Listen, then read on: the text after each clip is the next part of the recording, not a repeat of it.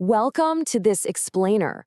Okay, whether you're gearing up for a grade 9 science lesson or you just want to understand the invisible mechanics keeping your screens glowing right now, you are definitely in the right place. Today, we're going to crack the code on the physics of electric current. We'll see what those electrons are actually up to and master the fundamental rules of closed circuits. Let's jump right in. So let's start with an everyday mystery to get our gears turning. Think about a flashlight. What exactly is missing inside that casing when you take the batteries out? I mean, sure, we all know it won't turn on, but physically, why? What invisible thing is suddenly not moving to make that bulb generate light? To answer that, we really have to zoom in to the microscopic level. Think of it like an invisible relay race. Step 1, the battery acts as a storage tank holding chemical energy, ready to provide a massive push. Step 2, it shoves these incredibly tiny, negatively charged particles called electrons. Step 3, those electrons race continuously through the metal wires, honestly like they're late for first period. Finally, when they slam into the bulb, it converts all that moving energy into light and heat. But without that battery push, those electrons just sit there, totally idle. And that brings us to the absolute core of this grade 9 science breakdown. Here is your official definition for the day. Electric current is the continuous flow of negatively charged electrons through a conductor in a closed circuit. Now, every single word in that definition actually matters. The movement has to be continuous, it relies on those tiny negative particles, it needs a specific type of material to travel through, that's our conductor, and most importantly, the path must be a perfectly closed loop. If even one of those conditions isn't met, your devices simply will not work. You know, one of the best ways to visualize something we can't actually see is to look at how perfectly electricity mimics water flowing through your home's plumbing. Think about water behaving normally. It flows in pipes and a mechanical pump pushes it along, right? Well, electricity is the exact same concept. Electrons flow in wires and a battery acts as the pump that pushes those electrons. Literally, if you understand water pressure, you already understand electric current. Let's actually take that water analogy one step further and look at flow conditions. If you have a closed, solid, unbroken pipe in your house, water flows freely. But if you have a cracked or broken pipe, the water pressure immediately drops and the flow is ruined. Electricity is very similar, just way more strict. Just like a cracked pipe stops water pressure, a broken wire instantly stops those electrons from moving. There's no such thing as an electron spill onto your floor. The flow just stops completely dead in its tracks. No complete path means absolutely zero electric current. So this brings us to a strict binary, closed versus open. In a closed circuit, you've got a complete unbroken path. Current flows freely, the bulb lights up, and it's basically what happens when a switch is turned on. But in an open circuit, the path is broken, absolutely no current flows, and the bulb is dark. Exactly what happens when a switch is flipped off. It's really that simple. The electrons either have a continuous bridge to cross or they don't. The crucial point here is that any disruption instantly turns a working closed circuit into a dead open circuit. And an open circuit isn't just caused by flicking a switch to off. It could be a severed wire buried deep inside the device. It could be a loose connection where two pieces of metal just aren't quite touching anymore. Or it can even be a dead battery. Without that essential push from the battery, the flow just stops, leaving you with an open circuit.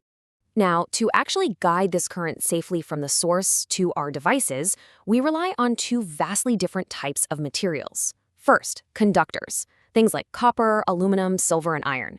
These are structured to let electrons speed along incredibly easily. But we equally need insulators. Think plastic, rubber, wood, or glass. These completely block the flow. This is exactly why we wrap our copper wires in rubber.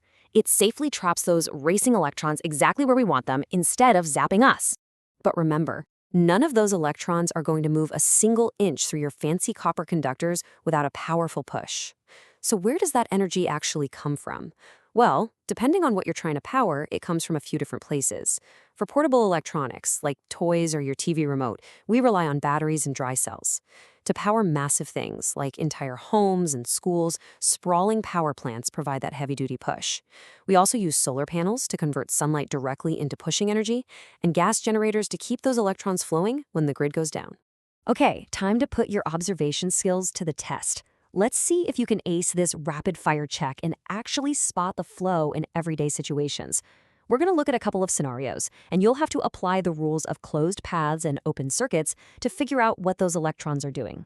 let's see how much of a grade 9 physics expert you've become. All right, scenario 1. Imagine you have a standard desk lamp sitting right in front of you. It's fully plugged into the wall outlet, and the switch on the lamp is flipped on. Based on everything we've just covered, what do you think is happening inside the wire of that lamp right now? Yep, exactly. Current is flowing. Because the switch is turned on, it closes the circuit. It essentially drops a tiny bridge across the gap, giving the electrons a complete, unbroken path to race from the wall outlet through the bulb and right back again.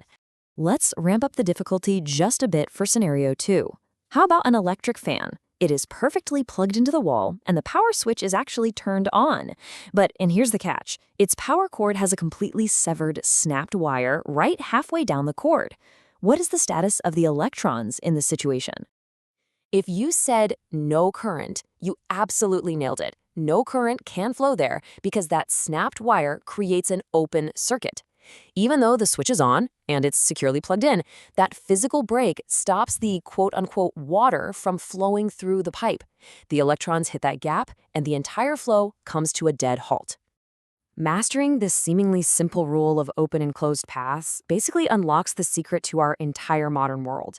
I mean, charging your cell phone, using your computer, lighting up a massive classroom, running a fan on a hot summer day, or even starting a car. Every single one of these miraculous daily conveniences relies completely on engineers designing perfect, closed circuits so that electric current can actually do its job. So, to summarize everything we've decoded today, I want you to always remember this core sequence. Number 1, electric current is the continuous flow of electrons. Number 2, sources, like batteries, provide the required push. Number 3, current absolutely requires a complete closed loop to flow.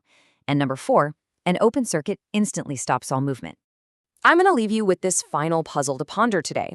If you were asked to physically build a working circuit right this second, what 3 crucial components would you need to grab to make it happen? And, applying the physics we just went over, what exactly would happen to those tiny electrons if you removed just one of them? Keep questioning how the invisible flow around you works, and we'll catch you in the next explainer.